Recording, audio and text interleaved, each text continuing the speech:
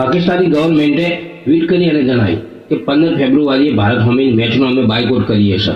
થોડા દિવસ પહેલા વર્લ્ડ કપનું બાયકોટ કરી રહ્યું હતું પાકિસ્તાન, અને હવે ભારત સામેની મેચનો બાયકોટ કરી રહ્યું છે. પાકિસ્તાની ગવર્મેન્ટે કીધું છે કે વર્લ્ડ કપ રમે પાકિસ્તાનની ટીમ, પણ ભારત સામેની મેચ નહીં રમવાની.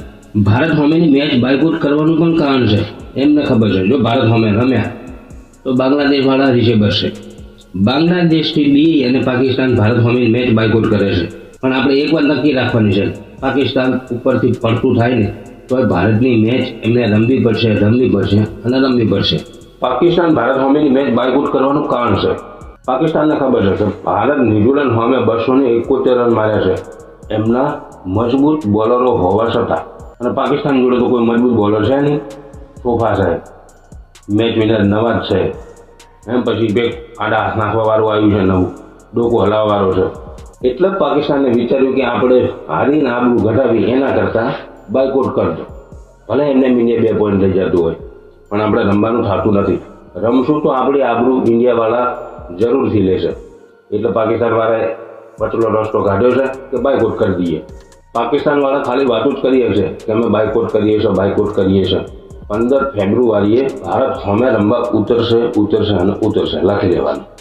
પાકિસ્તાનને વર્લ્ડ કપથી કોઈ લેવા દેવા હોતું નથી. પાકિસ્તાનનો એક જ ઉદ્દેશ હોય છે કે ભારત સામેની મેચ જીતવી. એનું ઉદાહરણ આપણે રાતે જોઈ લીધું. અંડર-19 ભારતે 253 રન કર્યા હતા પાકિસ્તાનની સામે, અને પાકિસ્તાનને એ રન 33.3 દડામાં ચેસ કરવાના હતા. પણ પાકિસ્તાનની બેટિંગ જોતા લાગતું હતું કે પાકિસ્તાન સેમીફાઇનલમાં જવા માંગતું નથી. એ ફક્ત ને ફક્ત ભારતીય ટીમને હરાવવા માંગે છે, કારણ કે એમને કોઈ જોર લગાવ્યું નહોતું કે 253 રન આપણે ચેસ કરવા દઈએ. એમનું તો ઉદ્દેશ એક જ હતો કે 50 ઓવર રમો અને 253 રન બનાવી અને ભારતને હરાવો એટલે આપણે વર્લ્ડ કપ જીતી જાય, એમને એવું હતું. પણ પાકિસ્તાનનું સપનું રહી ગયું ભારતને હરાવવાનું. પાકિસ્તાન ના સેમીફાઇનલમાં ગયું કે ના ઇન્ડિયાને હરાવી શક્યું. જો પાકિસ્તાનની રાતની મેચ જીતી ગયા હોય તો આખું પાકિસ્તાન ખુશ થઈ જાય કે આપણે વર્લ્ડ કપમાંથી તો ભલે બહાર નીકળી જાય, પણ ઇન્ડિયાની ટીમને હરાવી દીધી. પાકિસ્તાન વાળાને હે ને એક બીમારી છે, ઇન્ડિયા સામે જીતો બાકી બધું હારી જાઓ, કોઈ ટેન્શન નથી. એ જ ચક્કરમાં આ લોકો સારું પ્રદર્શન કરી શકતા નહીં. વાત કરીએ સંજુની. સંજુના સોશિયલ મીડિયામાં 2 દાડાથી વિડીયો એટલા વાયરલ છે ને તો વાત છોડી દેલો. ગમે એ વિડીયો જુઓ એમાં સંજુ ઉદાસ હોય ને હોય. ગમે એ વિડીયો જુઓ એમાં સંજુ ઉદાસ જ જોવા મળે છે. સંજુના દિમાગમાં એક વાત ફિટ થઈ ગઈ છે કે 20 વર્લ્ડ કપમાંથી મને બહાર કરી દેશે, કારણ કે ન્યૂઝીલેન્ડ સામેની 5 મેચોમાં સંજુ સેમસન ફેલ થયા છે, અને છેલ્લી મેચમાં ઈશાન કિશને કીપરિંગ કરી. સંજુને કીપરિંગ કરવા દેવામાં પણ નથી આવી, અને અહીંયાથી સંજુને એટલું વેમ પડવા માંડ્યો કે હવે આપણું પત્તું કપાવવાની તૈયારીમાં છે. પણ એવું નથી.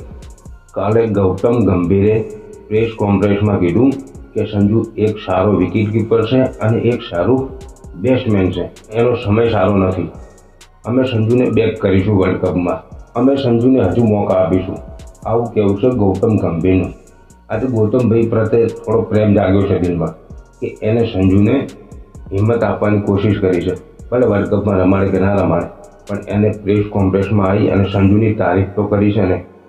સંજુનું આત્મબળ વધે એવું વાત બોલી છે, અને ગંભીર બોલવા ખાતર નહીં બોલ્યા ભાઈ. 100% વર્લ્ડ કપમાં સંજુને ઓપનિંગ કરાવશે. હજુ 2-4 મેચો તો આપશે 100%. જ્યાં સુધી ભારત સેમીફાઇનલમાં નહીં પહોંચે તો સુધી સંજુને મોકો આપશે. અને જો સંજુ એ પહેલાં સારું પરફોર્મન્સ કરશે તો એ કન્ટિન્યુ રહેશે. મિત્રો તમારું કહેવું શું થશે? સંજુને મોકો મળશે?